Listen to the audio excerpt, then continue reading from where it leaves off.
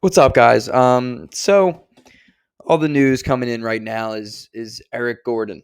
The Houston Rockets publicly make him available, and they publicly say that they want a first round pick in return. Coincidentally, the Sixers have not worked out basically anybody for that 23rd pick in the draft, the late pick. Those picks are usually the ones flipped for older veteran guys on expiring deals, like Gordon is. Um, and there's a lot to talk about it. I am almost fully convinced the Sixers are trading Danny Green and the 23rd pick for Eric Gordon or something of the likes of that. But I want to talk about Terrence Ross. I want to talk about EG. I want to talk about the possibilities of the Sixers trying to get more because I'm not 100% sold on this idea at all. Like the video, subscribe to the channel. Do it for Joe Johnson. Joe Johnson. There we go. And J. Cole. You know what I mean? Uh, I thrifted this Joe Johnson jersey for like $8.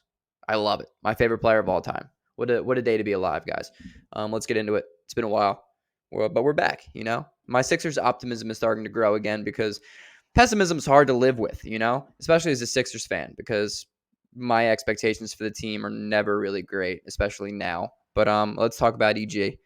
So, as I've said, the Rockets make him available publicly, and they want a first round pick. And I don't know exactly if Eric Gordon is still worth a first round pick in the modern era of basketball, especially given who he is and who he's been and how he's 33 years old now, I believe, or 34 maybe. And I'm just not 100% sold on the fact that the Sixers would bring in another one dimensional guy when in reality the Sixers' biggest issue over the past couple of seasons now has been their lack of two-way players, lack of athleticism, lack of guys who can do other things other than one thing on a basketball court. But on the contrary, Eric Gordon had a good season last year shooting. He shot 48% from the field in 29 minutes per game in 57 games. And he also shot the ball 41.2% from three, which would make him our second best three-point shooter. And he's doing it on a higher volume than Tyrese Maxey. So um, theoretically, he would probably walk in as our best three-point option.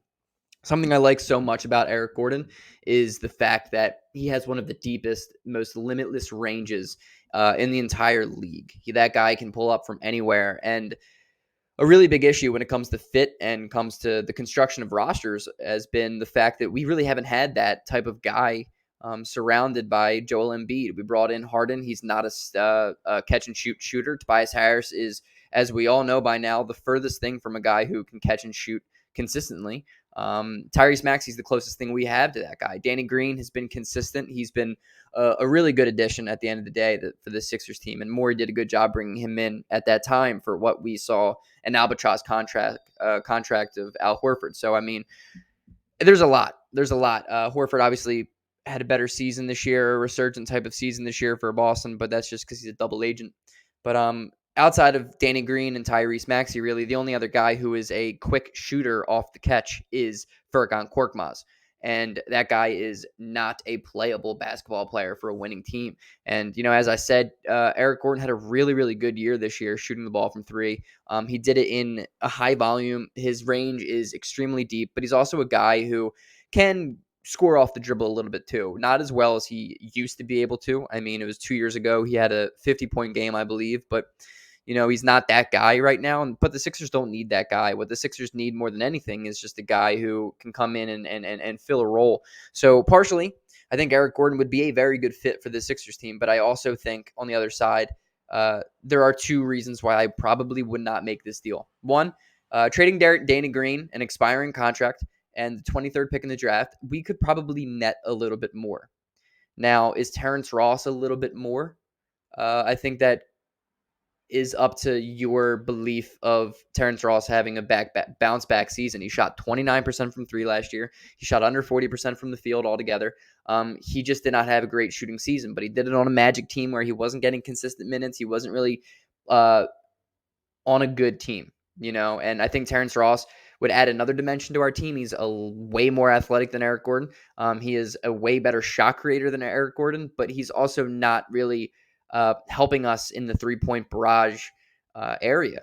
And at the end of the day, I think the Sixers really, really need to just add shooting, especially if we're going to bring Harden back. And with Embiid and the gravity that he holds down low, we need guys that can stand out in the perimeter and cash in open shots. We just don't have guys like that. And the second part about maybe not going for Eric Gordon is I firmly believe Isaiah Joe is an incredibly good comparison to Eric Gordon. I have said that from the moment Isaiah Joe was drafted out of Arkansas. He had extremely deep range in college. He's shown flashes of really, really deep range as a Sixer. But the issue is that Doc Rivers just has not played him. He's been on an extremely short leash, and especially as a streaky shooter, it's really, really difficult to be successful in the NBA as a young kid, as a shooter, especially when you have to feel like you're looking back at the bench every time you miss a shot. Every 2 minutes, something happens because you think the coach is going to pull you. You don't have that trial and error ability.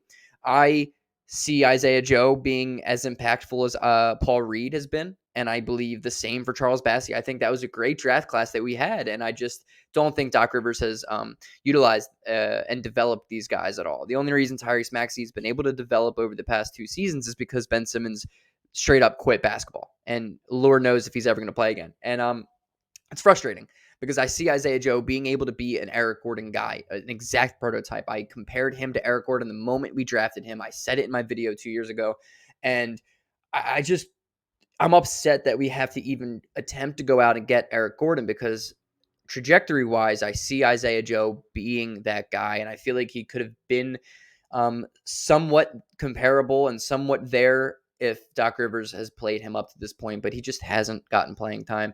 And so Eric Gordon would be that guy. I don't really love the fact that Daryl Morey seems to want to construct the old Houston Rockets and bring it back into Philadelphia because it didn't work in Houston, and I don't really see it working in Philadelphia, but it's interesting. And I deep down think that we could probably trade Danny Green. We could probably trade solid second-round picks if we have them for Eric Gordon instead of using our first-round pick, because if you really look at it, if you take a deep dive into this Sixers organization and our future assets, we don't have anything. We don't have first-rounders we can dispose of this way for 1 year rental guys like Eric Gordon, because we've traded them all and they're all gone and we just don't have a lot left. So if we're going to trade this 23rd pick, we really, really have to make it work, especially in a draft class that's pretty loaded with a solid future projected role players. The Sixers could go out and get a role player who would be more impactful for the Sixers down the line than I think Eric Gordon would be this year. But again, it's tricky. The Sixers are in a tricky situation. Tobias Harris 100% needs to get traded, whether it's pre-draft, post-draft, offseason, free agency, sign and trade. I don't know, but we cannot bring that man back for another year because, especially after his quote saying he wants to be more of an on-ball guy, it's going to absolutely destroy the development of Tyrese Maxey. Tyrese Maxey is probably the closest thing we have to being that guy, that crunch time scorer. And Tobias Harris with the ball in his hands is the worst thing the Sixers offense can take right now. And it's going to be frustrating to see him back for another year, especially wanting to see Tyrese Maxey continue to improve, in which I think he will. I think his three-point volume is going to go higher, but I think his efficiency is probably going to go a little bit lower, but that's okay because we don't need 40% from three. We could take 38% on 7 attempts instead next year, and that's something that I think is in the realm of possibility. I think Tyrese Maxey has an all-star potential next year, and I just really, really hope Tobias Harris is not here to keep his potential staggered and keep his development staggered, because that's going to kill more than Doc Rivers coming back. We have a lot of moves that we need to make. Our bench needs to become a lot better. I think Eric Gordon would make our bench better, but at the same time, he doesn't bring anything on the defensive end. He doesn't bring anything transitionally. He doesn't bring anything outside of his three-point barrage and ability to score the basketball at times. He would be a similar player to Seth Curry. Maybe he would be able to play pretty well on the pick and roll because Embiid and lethal three-point shooters historically have been phenomenal together, but I think it would make Harden better. I think it would make Maxey better, but I'm to a point where I think Harris has to be off this team in order for the Sixers to succeed in the slightest. Whether that's a Harrison Barnes deal, whether that's going smaller, going for three-point shooting with Buddy Hield or something like that, Tobias Harris 100% guys needs to get out of the city of Philadelphia. I respect Tobias. I think he's probably raised his trade value from the last time that we've seen him. Given his playoff performances was a lot better. And I think the Philadelphia fans have grown a little bit more liking to him because of the way he played and bought in during the playoffs, but it's just not going to work out. It's just not a match that's going to work, especially given the fact that Harris doesn't want to be what we need him to be. And coming from a guy making that absorbent amount of money, Tobias needs to go. And we just need to add more shooting. We need to add more athleticism. I think the Sixers should probably hold off on this trading the pick idea for Eric Gordon because I just think we could do a little bit better. But I am almost 100,000% sold on the fact that the Sixers are, in fact, going to trade this pick. We've only worked out 2 guys, I think, publicly, and that could just mean a lot of it is behind closed doors. But more realistically, I just don't think the Sixers are expecting to take this pick at all. But I don't hate that. I would like a younger player to come in and develop, but our coach simply refuses to do that. And at the end of the day, the Sixers need to do what it takes to win ASAP Rocky because Embiid's window is not incredibly long, and we need to capitalize on it right now. Peace out, guys.